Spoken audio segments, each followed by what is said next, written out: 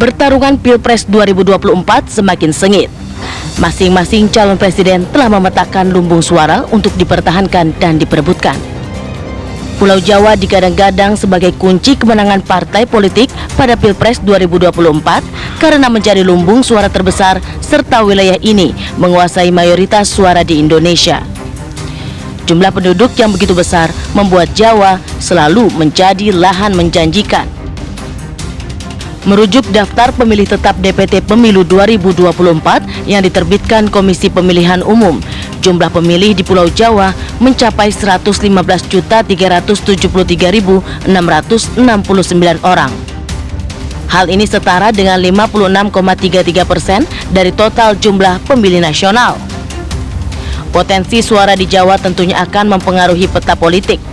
Salah satunya adalah pemilihan calon wakil presiden. Lantas benarkah Pulau Jawa menjadi penentu kemenangan Pilpres 2024? Tim TV One mengabarkan.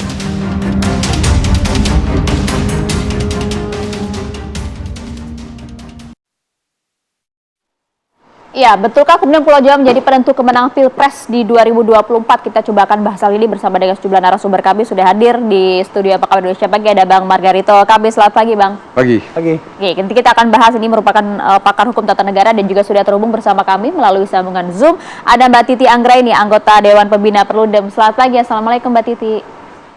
Selamat pagi, Waalaikumsalam warahmatullahi wabarakatuh. Oke, kita coba ke Bang Margarito dulu. Bang, kalau kita melihat aturan dari KPU mengenai hal ini, bahwa paling tidak nanti dalam putaran pertama, para pasangan ini paling tidak harus memenangkan lebih dari 50%, atau kita bisa sebut 50+1 lah. Dan ada juga lanjutan pernyataan tersebut bahwa harus juga memenuhi 20% 20% dari setengah jumlah provinsi yang ada di Indonesia. Apakah hal ini kemudian bisa disebutkan bahwa paling tidak para pasangan ini harus berfokus di Pulau Jawa? Tadi kita lihat bahwa di Jawa Barat paling tidak ada 35 juta jumlah suara, kemudian di Jawa Tengah 28 juta, di Jawa Timur 31 juta. Ini bisa mempengaruhi tidak jumlah kemenangan tersebut? Ya, Anda boleh menang di Jawa secara keseluruhan gitu ya, tapi kalau Anda tidak memperoleh 20% suara itu, tidak 20%, tidak di lebih dari setengah provinsi di Indonesia, wilayah di Indonesia, Anda nggak bisa jadi presiden secara hukum ya. Oke. Anda menang total di Jawa, Anda loss total atau loss setengah di luar Jawa, Anda nggak jadi presiden. Diangkat di ketentuan 20%, Anda dapat 50% lebih, ya, 60% lah di Jawa, dan itu cuma di Jawa misalnya. Anda nggak bisa jadi presiden. Oke. Kalau di 20%, ketentuan 20%, setengah, lebih dari setengah provinsi yang ada di Indonesia, kurang satu pun, jadi harusnya misalnya 19 ya. Setengahnya 38. Nggak bisa juga. Nggak bisa juga. Nggak bisa juga. Anda harus dapat 50%, 20% di dalam 50% itu tersebar di lebih dari setengah wilayah di Indonesia. Artinya bukan terkonsentrasi hanya di Pulau Jawa ya?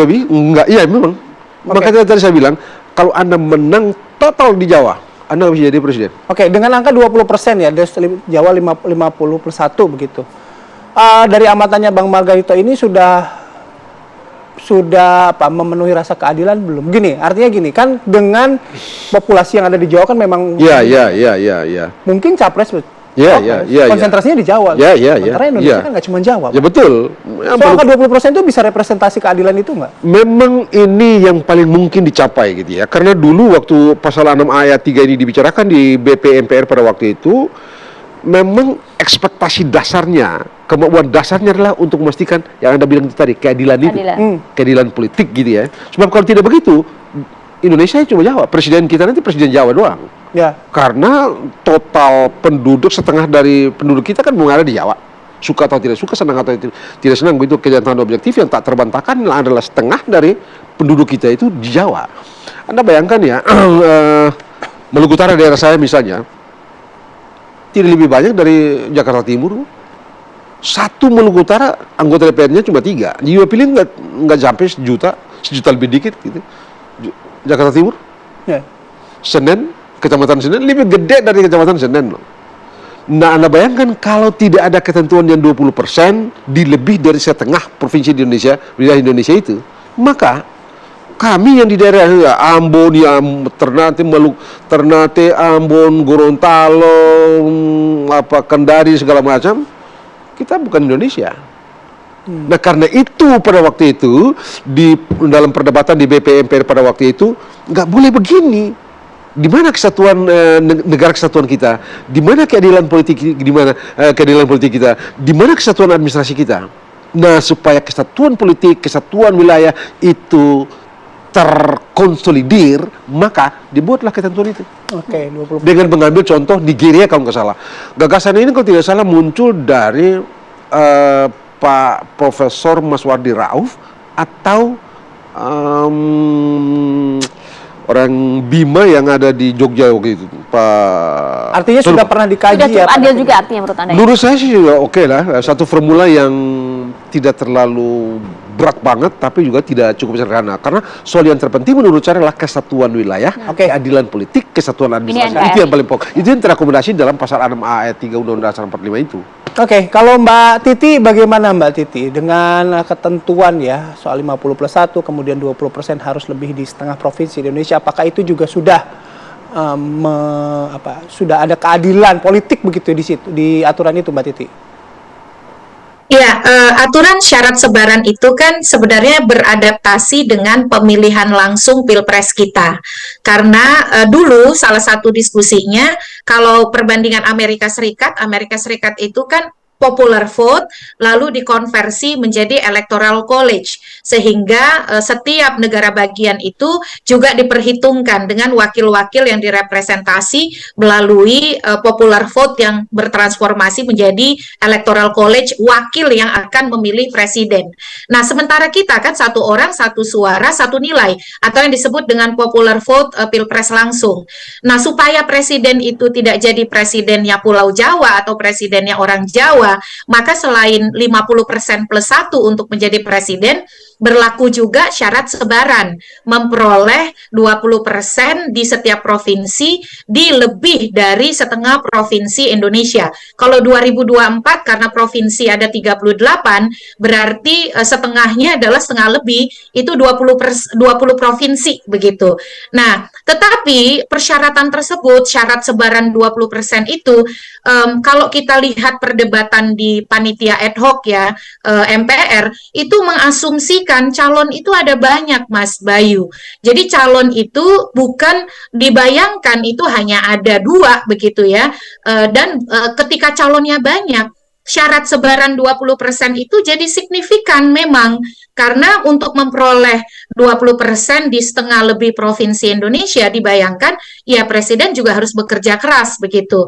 Nah, sayangnya sejak 2014 kan capres kita hanya ada 2. Nah, oleh karena itu kemudian ada juga uji materi ke Mahkamah Konstitusi yang melahirkan putusan nomor 50 tahun 2014 dan putusan terakhir nomor 39 tahun 2019 yang mengecualikan syarat sebaran itu. Kalau pasangan calonnya hanya ada 2. Jadi kalau pasangan calonnya hanya ada 2, kata MK, langsung saja siapapun yang dapat 50% plus 1, maka dia akan jadi pemenang. Nah, diversifikasi atau keberagaman yang diharapkan itu jadi kan tidak ada maknanya gitu ya. Makanya kalau saya memandang bahwa syarat sebaran 20% itu memang dimaksudkan calon presidennya banyak, alias tidak ada ambang batas pencalonan presiden. Semua partai politik peserta pemilu kalau dia secara bebas menghendaki untuk mencalonkan presiden, kecuali kalau dia bergabung ya, itu boleh mencalonkan presiden begitu.